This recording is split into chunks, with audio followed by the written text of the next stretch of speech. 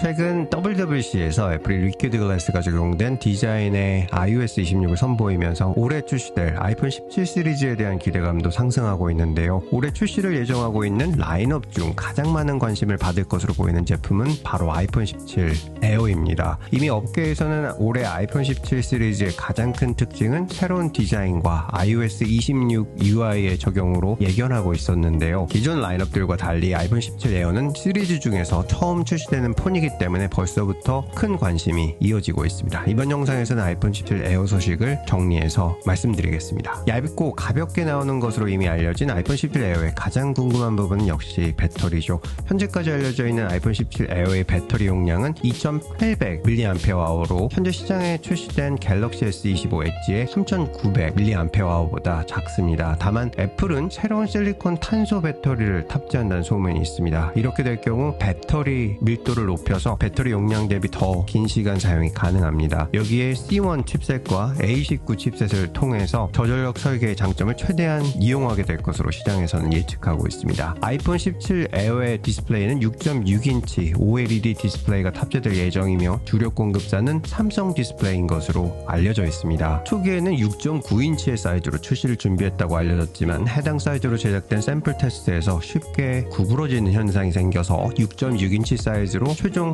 결정된 것으로 알려져 있습니다. 좋은 소식은 아이폰 17 에어에서는 120Hz의 주사율을 지원할 것으로 알려져 있습니다. 다만 최신 소식으로는 프로 모델과의 차별화를 위해서 빠른 재생이 필요한 경우에는 높은 주사율을 지원하는 가변식 프로모션 기능은 프로 모델에만 지원될 것이라는 소식이 나왔습니다. 이렇게 되는 경우 AOD 기능 또한 제공되지 않을 것입니다. 프로모션 기능이 훌륭한 이유는 필요한 경우에만 높은 주사율을 사용해서 배터리를 효율적으로 사용하는 데 있습니다. 시장에서는 가변식의 주사율이 빠지는 경우에는 아이폰 17 에어의 배터리 소모가 상당할 것으로 보고 있어서 최근 이에 대한 의구심과 우려가 커지고 있습니다. 5.5mm의 역대급으로 얇은 두께의 아이폰으로 설계된 아이폰 17 에어는 후면 48메가픽셀의 단일 렌즈 카메라와 상단 가로 배열로 길게 펼쳐진 카메라 범프는 경쟁사인 구글 픽셀폰을 연상하게 만드는 디자인을 가지고 있습니다. 145g의 비교적 낮은 무게를 갖고 있어서 리퀴드 글래스 요소가 적용된 iOS 26과 함께하는 경우 비주얼은 예상보다 더욱 뛰어나게 보일 수 있습니다. 아이폰 17 에어의 예상 가격은 $899입니다. 앞서서는 높은 가격대로 프로 라인업과 동일한 가격으로 출시될 것으로 알려졌지만 기존 아이폰 플러스 모델의 가격과 동일할 것으로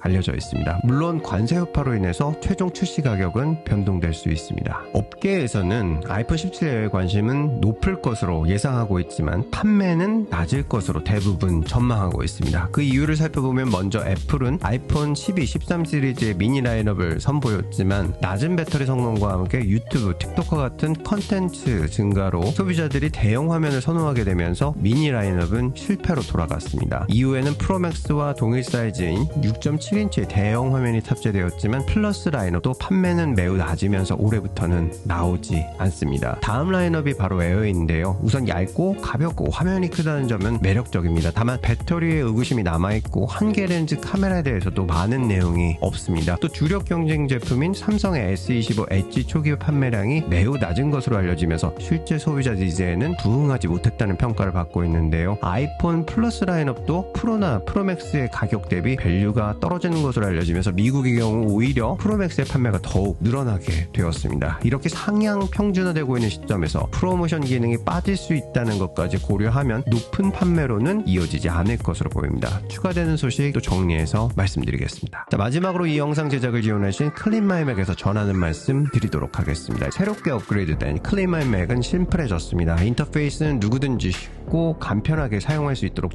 재설계되었고 스마트 케어 버튼 한 번만 눌러주면 내 맥 상태를 정확하게 분석하고 문제가 되는 요소들을 쏙쏙 뽑아서 바로 알려줍니다. 크게 청소, 보호, 성능을 3가지 섹션으로 나누어서 정크 파일과 악성 코드, 성능에 영향을 미치는 작업을 정리해주고 응용 프로그램 관리와 디스크 관리는 물론이고 나의 맥 상태를 실시간으로 진단하고 어떤 작업을 하면 좋을지 권장해주는 어시스턴트 기능도 추가되었습니다. 또 최근에는 스페이스 렌즈 기능이 탑재되어서 어떤 파일이 내 맥에서 가장 큰 부분을 차지하고 있고 이를 바로 확인하고 바로 삭제할 수 있습니다. 클린마이맥은 주변 기기 연동 상황에서부터 실시간 악성 코드 모니터링 상황도 한눈에 쉽게 알아볼 수 있게 업데이트되었습니다. 더욱 빠르고 정확한 분석과 첨예한 최적화를 통해서 클린마이맥은 지금 여러분께서 사용하고 계신 맥을 맥을 항상 최상의 상태로 유지할 수 있도록 도와줍니다. 클린 마이 맥 스페이스 렌즈 기능 업데이트와 함께 20% 할인 행사를 진행합니다. 더보기 추가 정보란에 링크를 확인하시고 구매 전에 사용을 해보시고 결정하시길 권장해 드리겠습니다. 보다 쉽고 편리하게 맥을 더욱 완벽하게 관리하고 싶으시다면 새로운 클린 마이 맥 강력히 추천드립니다. 영상 시청해주셔서 감사드립니다. 보스턴에서 루트9이었습니다.